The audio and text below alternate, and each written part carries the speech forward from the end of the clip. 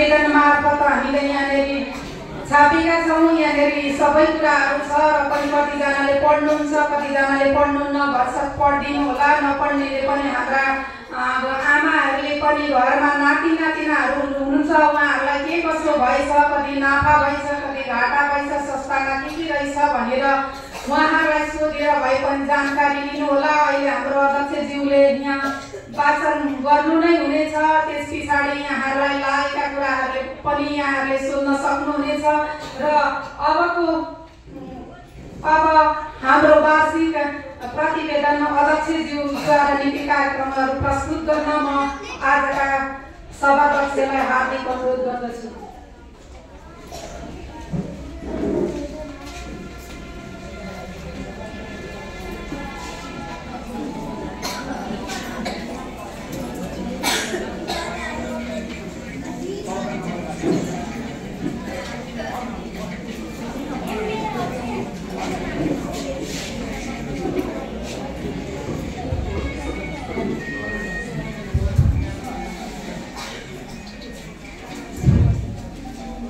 धन्यवाद। आजको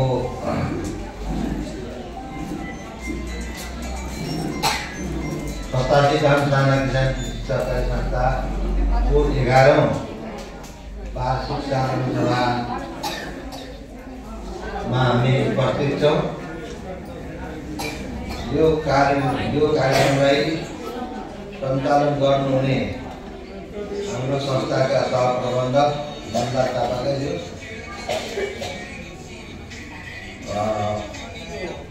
आजको यो 11औं साधारण सभामा प्रमुख अतिथिको रूपमा पाल्नुहुने साना किसान वित्त ब्याङ्क शाखा कार्यालय बिर्ताउनका प्रबन्धक गणेश भट्टराईज्यू, हाम्रो सञ्चालक समितिका उपाध्यक्ष लगायत सञ्चालक समितिका सदस्यज्यूहरू, आज यहाँ आमन्त्रित अतिथिको रूपमा पाल्नुहुने हाम्रो सल्लाहकार समितिका सदस्यज्यू, पत्रकारज्यूहरू, ज्येष्ठ नागरिक तथा युवा उपाध्यक्ष सुशीला लगायत उपाध्यक्षज्यूहरू र सम्पूर्ण यो कार्य समितिका सञ्चालक साथीहरू, विभिन्न उपसमितिका साथीहरू र यो संस्थामा रहनुहुने सम्पूर्ण समूहका अध्यक्ष, अन्तर्समूहका अध्यक्ष र अन्तर्समूहका पदाधिकारी तथा समूहका अध्यक्ष लगायत सम्पूर्ण धनी आदरणीय महानुभावहरू, सबैमा म हार्दिक सहकारी अभिवादन व्यक्त गर्न चाहन्छु। र आजको यो कार्यक्रममा आजको दिनसम्म आइपुग्दा लोकतान्त्रिक सङ्घर्षको दिनमा धेरै हाम्रो शहीदहरूले बलिदान प्राप्त गर्नुभएको थियो, जसको फलस्वरूप आज सहकारी संस्थाहरू हामी यसरी खुला आर्थिक समृद्धिको लागि सङ्घ सङ्गठन निर्माण गर्दै आज हामी यसरी भेला हुने अवसर प्रदान गर्नुभएको छ। त्यसकारण ती वीर शहीदहरू, वीर सपुतहरूप्रति हार्दिक श्रद्धाञ्जली अर्पण गर्न चाहन्छु। र आजको हाम्रो कार्यक्रममा म धेरै कुरा राख्न चाहन्न। हामीले प्रतिवेदन तपाईँको हातमा दिएको छ। सबै साथीहरूलाई आजको प्रतिवेदन, तपाईँहरूको हातमा भएको प्रतिवेदन आफ्नो ठाउँमा व्यवस्थित रूपमा पढ्नुहुनेछ र त्यसलाई सही तरिकाबाट सल्लाह सुझाव दिनुहुनेछ भन्ने कुरा राख्न चाहन्छु। र आजको यो प्रतिवेदन त राम्रो छ, म सबै विषय म पढ्न चाहन्न। तपाईँको बिचमा के मात्रै कुरा राख्न चाहन्छु भने हाम्रो संस्थाले यो अघिल्लो वर्ष असार मसान्तसम्ममा गरिएका विभिन्न कार्यक्रमहरूको बारेमा हामीले समीक्षा गरेका छौँ। त्यो समीक्षाहरू यो किताबमा उल्लेख गरिएको छ। यहाँहरूले यसलाई मध्यान्ह राखेर पढ्नुहुनेछ भन्ने विश्वास लिएको छु। अर्को संस्थागत वित्तीय विवरणतर्फ भनेर हामीले आर्थिक क्रियाकलापमा के काम गर्यौँ। हामीले पशु क्षेत्रमा, अब पशुपालन क्षेत्रमा, माछा पालन क्षेत्रमा, तरकारी बाली क्षेत्रमा विभिन्न विषयमा हामीले चाहिँ ऋण लगानी गरेका थियौँ र त्यसको सकारात्मक पक्ष नकारात्मक पक्ष हामीले त्यहाँ उल्लेख गरेका छौँ। जे हाम्रो प्रगति भएको छ त्यो पनि हामीले उल्लेख गरेका छौँ। त्यसलाई त्यसरी नै पढिदिनु हुनेछ भन्ने म राख्न चाहन्छु। अर्को निश्चित सञ्चालन छ, यो विषय हामीले यहीँ उल्लेख गरेका छौँ। त्यसलाई यहाँले नै पढ्नु हुनेछ भन्ने विश्वास लिएको छु। अर्को लगानी असुली विवरण भन्ने छ। यो हामीले जम्मा लगानी गरेको र असुली गरेको यसको फल कति प्राप्त गर्न सक्यौँ यसको बारेमा पनि हामीले यहीँ राखेका छौँ। भागा नआएको विवरण भनेर हामीले 11 जना जति साथीहरूको नाम समावेश गरेका छौँ। 11 जना साथीहरूलाई हामीले भागा नआएको ऋणीको रूपमा कालो सूचीमा समावेश गरेका छौँ।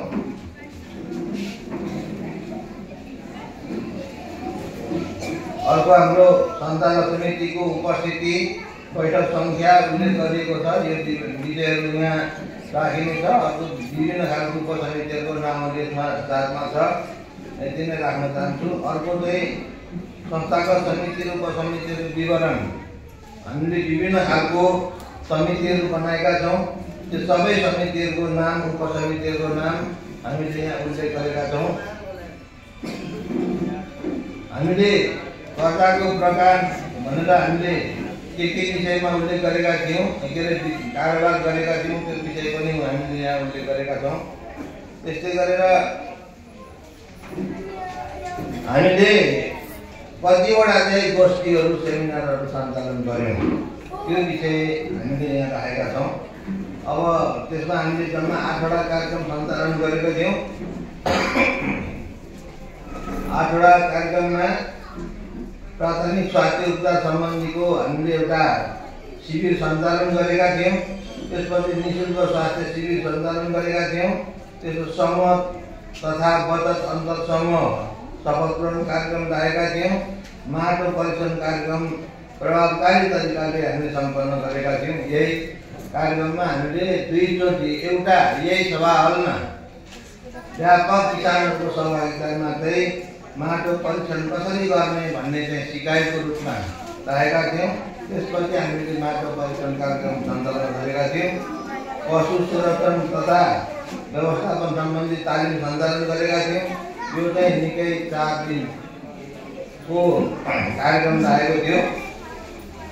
त्यसै सहकारी शिक्षा तथा अन्तरसमूह कार्यक्रम सूचीकरण कार्यक्रम सञ्चालन गरेका थियौँ। अर्को वित्तीय साक्षरता तालिम भनेर सञ्चालन गरेका थियौँ। सहकारी शिक्षा तथा अन्तरसमूह सूचीकरण कार्यक्रम भनेर हामीले चलाएका थियौँ। यो विषयमा हाम्रो गणेश सरले पनि प्रस्तुत गर्नुभएको थियो। त्यस्तै गरेर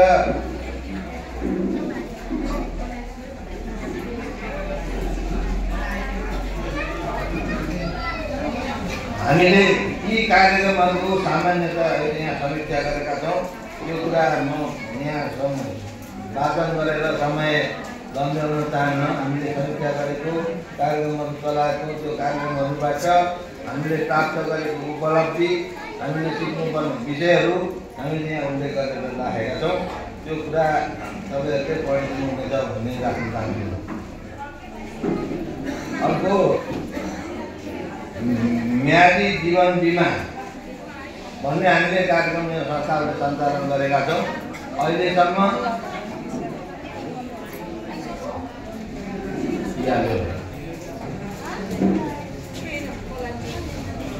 बिहारले के पानीदेखि के भएर पछाडि हल्ला भइरहेको छ। अर्को हामीले 20 नम्बरमा म्यादी जीवन बिमा सम्बन्धमा भनेर हामीले विषय राखेका छौँ। यो हाम्रो संस्थाले शेयर सदस्यहरूको ऋणी सदस्यहरूको बिमा गरिरहेका छौँ। त्यो बिमा 3 लाखको, 8 लाखको, 15 लाखको, कति हामी 3 प्रकार, एउटा त कति 42 लाखको कति पनि बिमा गरेका छौँ। यो बिमा पनि हामीबाट सञ्चालन भइरहेको छ। त्यो विषयमा आवश्यक पर्यो भने भरे हामी प्रस्तुत पार्नेछौँ।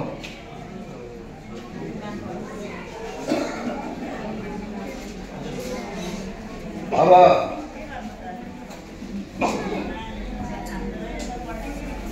21 मा हाम्रो सहभागिता सम्बन्धी छ। अर्को 22 मा शेयर लाभांश वितरण सम्बन्धीको कार्यक्रम छ। यो चाहिँ हामीले शेयर लाभांश कार्यक्रम पनि हामीले राखेका छौँ। यो 22 नम्बरमा छ, त्यो पढ्नु होला। अर्को 24 नम्बरमा कर्मचारी सम्बन्धमा राखेका छौँ। 25 मा संस्थाको लेखा परीक्षण सम्बन्धमा राखेका छौँ। अर्को पारवन खर्च सम्बन्धमा भनेर राख्यो। अर्को हाम्रो शुल्क 28 नम्बरमा हाम्रो शुल्क नीति सम्बन्धी व्यवस्था छ। अर्को ढितो रोका फुकुवा यो यसको विवरणमा राखेका छौँ। अर्को चाहिँ तागेता शुल्क, अर्को चाहिँ उपस्थित शेयर सदस्यहरू मानवर्गहरू भनेर हामीले धेरै कुरा यसरी राखेका छौँ। यो चाहिँ तपाईँहरूले पढ्नु होला। आज हामी यो विषय चाहिँ प्रतिवेदन लामो भएको हुनाले मैले खासै यहाँको बिचमा पढ्न चाहिनँ। यहाँको प्रतिवेदन यहाँको आधारमा सब पढिदिनुको लागि म हार्दिक अनुरोध गर्न चाहन्छु। अर्को हाम्रो 32 नम्बरमा छ। यो 32 नम्बर छ, पेज नम्बर चाहिँ 17। यसमा चाहिँ उपस्थित सम्पूर्ण हाम्रो चाहिँ यस संस्थाले आगामी दिनमा गर्ने कामहरू चाहिँ यसरी लेखेको छ। संस्थाले आर्थिक वर्ष 82-83 मा तफसिल अनुसारको प्रस्तावित अवलम्बन गर्ने मुख्य रणनीति र क्रियाकलापहरू पेश गर्ने निर्णय गरेका छौँ भनेको छ। यसमा चाहिँ हामीले अघि यहाँ प्रस्तुत गरेका थियौँ। यो खास गरी हामी किसान, अत्यन्तै किसान, हामी चाहिँ साना किसान भनेको चाहिँ हामी सबै किसानहरू छौँ, किसानहरू सङ्गठित छौँ। अहिले हामीलाई समस्या के भइरहेको छ भने मकै खेती गर्यो, तोरी खेती गर्यो, धान बाली खेती गर्यो, श्रम पाइँदैन। गाउँमा श्रम शक्ति छैन। श्रम शक्ति सबै पलायन भएको छ। श्रम गर्ने उमेर समूहको मान्छे विदेशमा जानुभएको छ। यहाँ भइरहेको मान्छे कि बुढाबुढी हुनुहुन्छ कि केटाकेटी हुनुहुन्छ। अनि बिचको उमेर श्रमिक शक्ति नभएको कारणले हामीलाई खेती गर्न चाहिँ जटिलता देखिएको छ। त्यसैले हामीले यो वर्षदेखि भनेको थियौँ, यो वर्ष पनि अब हेरेन, हामीले सामान अर्डर गरेका छ। बाँझो जमिनमा तपाईँहरूले अब हामी एकछिनमा भिडियो प्रस्तुत गर्छौँ। तपाईँहरूले देख्नुभएको छ होला, सुन्नुभएको छ होला भन्ने लाग्छ। यही झापा जिल्लामा 5वटा पालिकामा बाँझो जमिनमा मकै रोप्ने प्रचलन सुरु भएको छ। त्यो चाहिँ अस्ति हामीले एउटा तालिम पनि सञ्चालन गरेका थियौँ। विज्ञहरूलाई ल्याएर एउटा भर्खरै कराराको 18 जना कृषि वैज्ञानिकहरू ल्याएर हामीले कार्यक्रम सञ्चालन गरेका थियौँ। अब बाँझोमै मकै लगाउने अनि त्यहाँबाट लागत खर्च घटाउने भन्ने उद्देश्यले हामीले प्रस्तुत गरेका थियौँ। त्यो अहिले हामी एक दिनमा प्रस्तुत गर्छौँ। त्यो खालको मेसिन ल्याउने भन्ने हाम्रो योजना रहेको छ।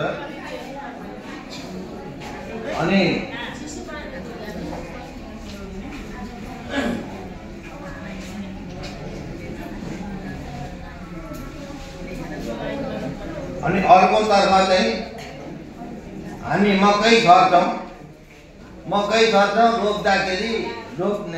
रोप्दाखेरि गोड्दाखेरि अहिले त गाउँमा कस्तो चलन आउन थाल्यो भने 800 रुपियाँ दिएर सुक्खा पनि चलिरहेको छ। 800 रुपियाँ दिएर खाजा पनि मासु भात पनि चलिनेको प्रचलन पनि आएको छ। त्यसले के गर्यो त भन्दा उत्पादन भन्दा धेरै खर्च भएर किसानहरूको घाटा भइरहेको छ। त्यसैले यो घाटा नहोस्, कम लागतमा धेरै उत्पादन गर्न सकियोस् भन्ने उद्देश्यले हामीले मकै गोड्ने मेसिन अर्डर गरेका छौँ। हाम्रो ठ्याक्कै हामीले अहिले सबैजनाले मकै लगाइसकेका छौँ। मकै लगाइसकेपछि हाम्रो साना किसानका सदस्य परिवारहरूले त्यो महँगीमा पर्न नपरोस्, हामी चाहिँ मकै गोड्ने मेसिन ल्याएर किसानहरूलाई सीमित अलि सुलभ मूल्यमा मकै गोड्ने व्यवस्था गर्छौँ भनेर हामीले मकै गोड्ने व्यवस्था गरेको छौँ।